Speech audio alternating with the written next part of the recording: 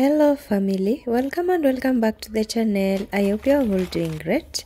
In today's video I'm going to share with you how to make glazed donuts, step-by-step tutorial for beginners. Let's get straight to today's video.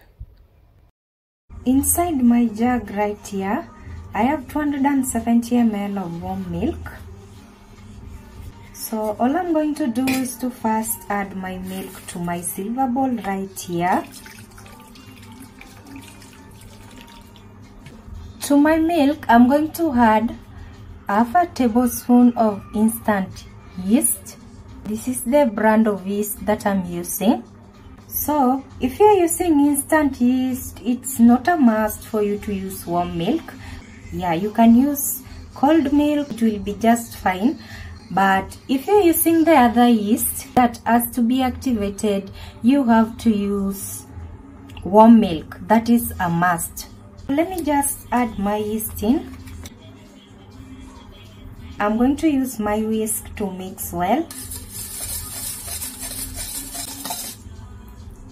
So again, if you're using the other yeast that has to be activated, you're going to cover this up and then you're going to set it aside for at least 5 to 7 minutes so that the yeast can be activated. But for me, since I used instant yeast, we are just going to go ahead and continue with the recipe.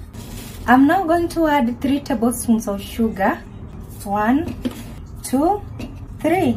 If you like them sweeter, you can adjust your sugar. I'm going to go ahead and mix well again. I'm going to set this aside. And then right over here, I have 2 cups of all-purpose wheat flour. So one more thing that I want to say, if you're using refined flour, you are going to use 250 ml of milk. For me, since I'm using all-purpose wheat flour, I had to adjust my milk to 270 ml instead of 250 ml. Okay, so let me just add my flour to this.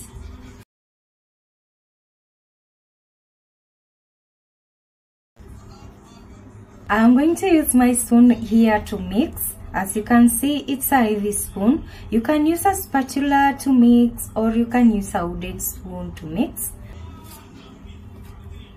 Oh, so you guys, I'm really sorry. Before I forget, I need to add salt. The salt goes in before you start mixing. I'm going to add a 1/4 tablespoon of salt. And then I'm going to go ahead and mix this up really well.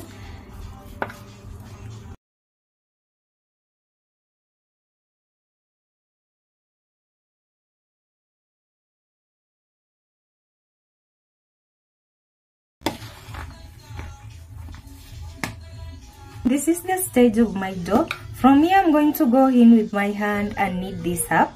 This is a little messy, but I have to knead this dough for at least 20 minutes. So, you have to make sure that you knead your dough and make sure there are no lumps in it. I'm going to add 2 tablespoons of butter. Since I don't have any butter at home, I'm going to use margarine. From here, I'm going to knead my dough really well and make sure that my butter is combined very well with my dough.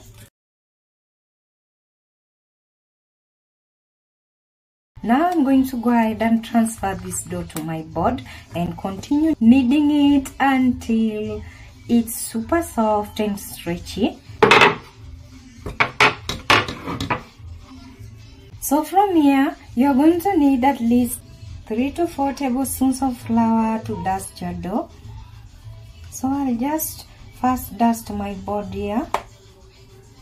And then I'm going to transfer my dough here. This is so messy. Okay. So I'll just add the rest of my flour. And then I'm just going to knead it up and stretch it.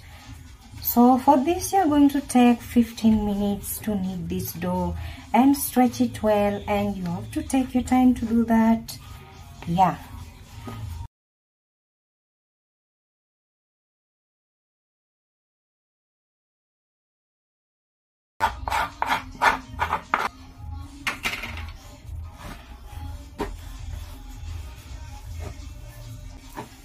Okay guys, I feel like my dough is now almost ready after the stretching and all that. So your dough should be something like this.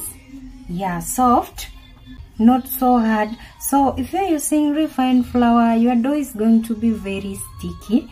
Mine is sticky but not so sticky because I used all-purpose wheat flour. Yeah. So from here I'm now just going to go ahead and round up my dough, and then I'm going to add it to my silver bowl right there, and then I'm going to proof it for at least an hour so the dough can rise.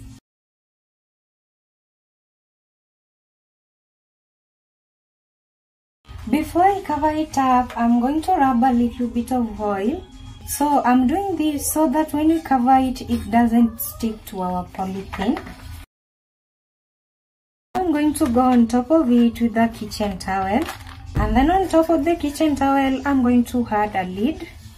Yeah, and then we are going to rest this dough at least for an hour or 1 hour 30 minutes. It's already an hour. I'm going to go ahead and uncover my dough.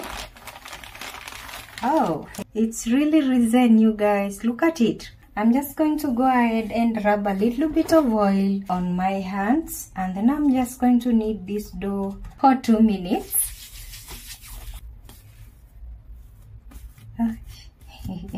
This dough is so fluffy. And then I'm going to go ahead and transfer my dough to my board. If you're working with yeast, just make sure you buy a brand of yeast that will make your dough rise. You can get a very good brand in a supermarket rather than in local shops. The ones that are sold in local shops will fail you. Yeah, especially if you buy the ones that have already been there for a very long time, or the ones that have expired. It won't make your dough rise. So I'm going to just lightly dust my board right there, and then I'm going to transfer my dough to it. And then from here I'm just going to roll out my dough. So I just lightly dusted it so it doesn't stick to the board. Hey, this dough is so soft, you guys. That means whatever we are going to make is going to turn out so good. So from here, I'm going to divide this dough into 2 equal pieces first. Okay. I'm then going to set this other piece aside. And then we are going to be working with this piece. I'm going to roll it out again. Okay, so here we go. I feel like it's long enough. Okay, so for this dough, we are going to make 12 pieces. Let me first divide it here. And then I'm going to cut 6 this side and then 6 this other side.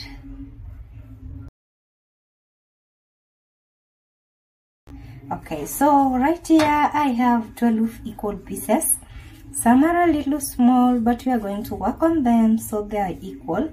So from here I'm going to turn these doughs that we cut into balls.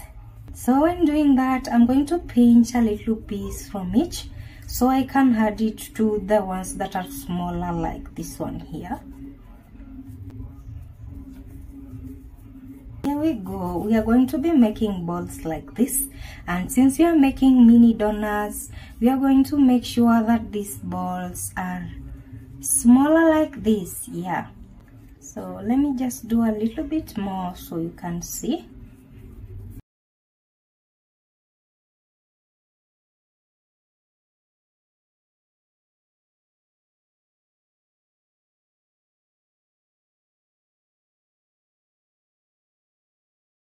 I'm just going to work on the rest and then I'll show you how they look. Okay, so this is how far I've come. Our roundels are almost ready.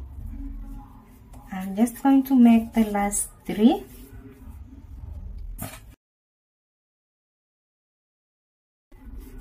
Okay, so here we go. Now we are done and all our roundels are ready. The total number of these is 24. I'm going to transfer them to a tray first. I'm just going to lightly dust my tray and then I'll transfer them here so I can work on each. Yeah. This donut recipe, you don't need a cutter. So all we are going to do, I'm just going to lightly dust this like this, and then I'll just press on it to make it flat. Yeah.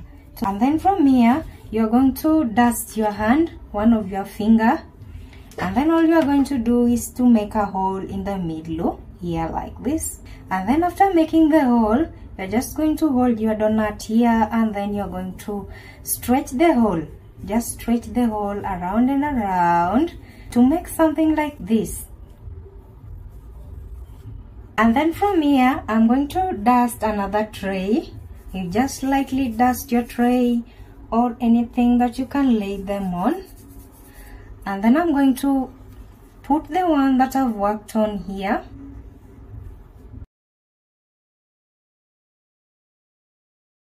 Dust your finger, make a hole,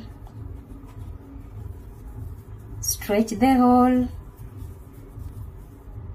One more thing that I've realized, after you dust your board just once, when you're making the donut shaped out of your roundels, you don't actually need to dust it again. Yeah, the dough is not sticking to the board, so there's no need of dusting it. So I'm just going to work on these four that are remaining here.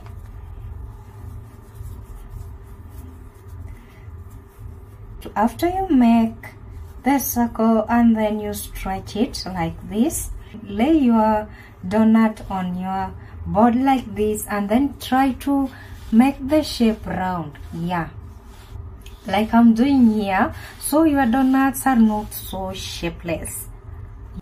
And like you can see, this is much better.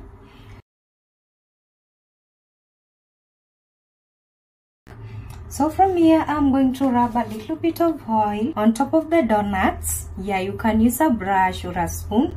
If you're using a spoon, just make sure you are gentle with your donuts. So the main reason why we are brushing the oil is because we are going to cover these donuts and proof them again for at least 40 to 45 minutes. You can use melted butter. So here we go. Now these are ready. As you can see, I brushed the oil, and like I said before, you can use melted butter. Just pop 2 tablespoons of butter to your microwave and then brush it to your donuts. I'm just going to cover this up, and I'm just using my polythenes here. You can use those transparent wraps if you have one at home. Okay, so from here, I'm just going to let these donuts rest for at least 40 to 45 minutes. You can extend it to 1 hour here. So here we go, guys. It's already 1 hour, and as you can see, our donuts have really risen. So here we go. These are the tray here. So first thing I'm going to do is to remove a little bit of these donuts so I can reshape the shapes. Like you can see, the holes here are quite squeezed. I think I should just use a board. Yeah. So like you can see here, all I'm doing is just reshaping the shape, the hole. Yeah. I feel like I should not touch the upper part of the donut. And then I'll just push it here close to this other one. And then I'll just lay this on a plate. Here from this plate, I'm just going to dip it in the oil. Yeah, as you can see, it's slippery, it's sliding around. So it's going to be very easy.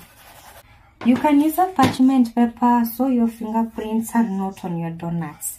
So here we go. I'm going to fire up my stove, and then I have some oil here in my karai. You can use a pan if you don't have a karai. We are going to preheat the oil to lukewarm. Okay, so I'm going to test it with my wooden spoon here to see if the wooden spoon is removing a little bit of bubbles. I feel like the oil is ready. So from here, we are going to be adding our donuts. I'll just slide it up to the oil. Okay, and like you can see, there are no fingerprints at the back of the donuts. That's what I wanted. I don't know if I can do that straight from the board. Let me try. So all I'm doing, I'm holding this part, and when you're doing this, just make sure that you hold your board tightly so you don't make a mess and burn yourself. So I'll hold this circular part of the donuts and then I'll just slide it to the oil. Okay, and here we go again. Let me just do another one.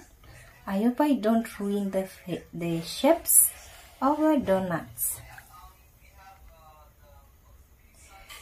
So I'll just cook them on low heat. Yeah, as you know, donuts require low heat because the oil is getting hotter and hotter. So we'll just let them cook until one side is golden brown, and then I'll turn the other side.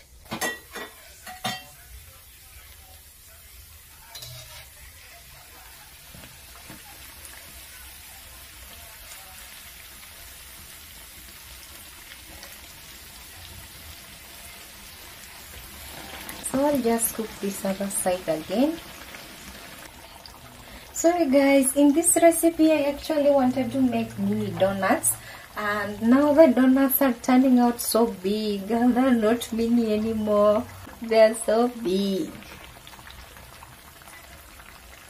The prints are not there so much like last time, so I'll just remove these ones and then I'll put them right over here so I have something inside so they can drain excess oil.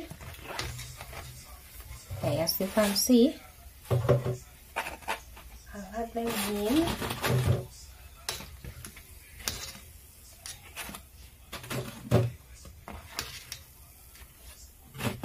So I'll do the rest of the donuts off camera. So I hope you've got the part that you can slide your donuts right into your oil if you don't have a parchment paper, so you don't have fingerprints on your donuts. As you can see, this doesn't have any fingerprints, so it's a cool hack.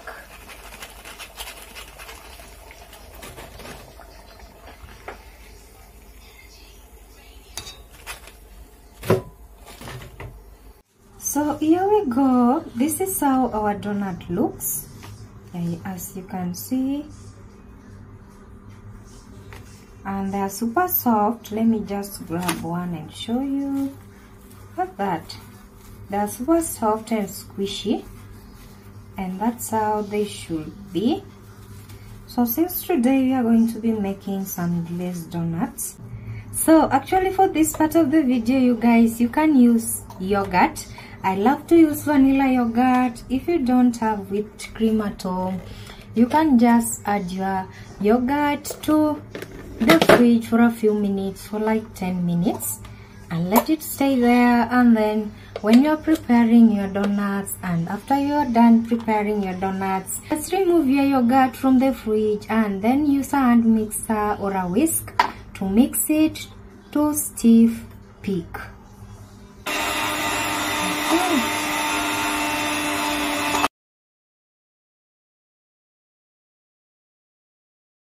Okay, so here we go. I feel like this is just enough.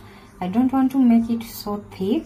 I'm just going to go ahead and transfer this whipped cream here.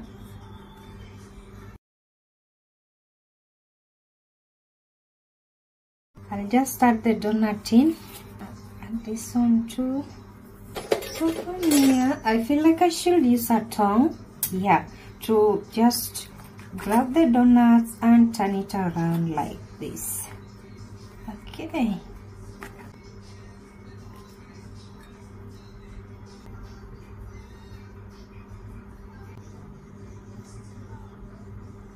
Okay. I'll just try to shake it off to remove the excess glaze. I'll add it in here close to this other one in a row like that. So you don't have to like glaze all of your donuts. for the rest of the donuts, you can just grab a cup of tea or some coffee and have them with that. Yeah. From here, I'm going to add some cocoa powder in.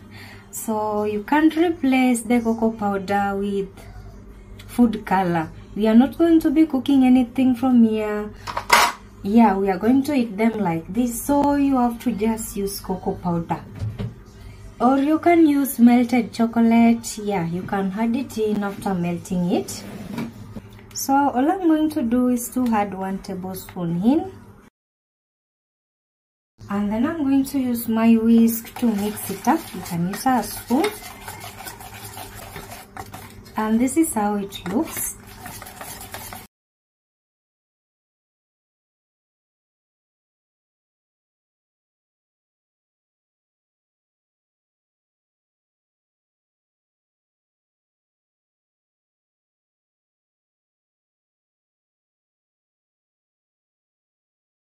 I hope you liked this video as much as I loved making it and sharing it with you. Kindly make sure you subscribe to my channel to support me to create more videos like this, and so I can reach the YouTube terms. Yeah. Thank you for watching this particular video, and see you in my next video. Bye.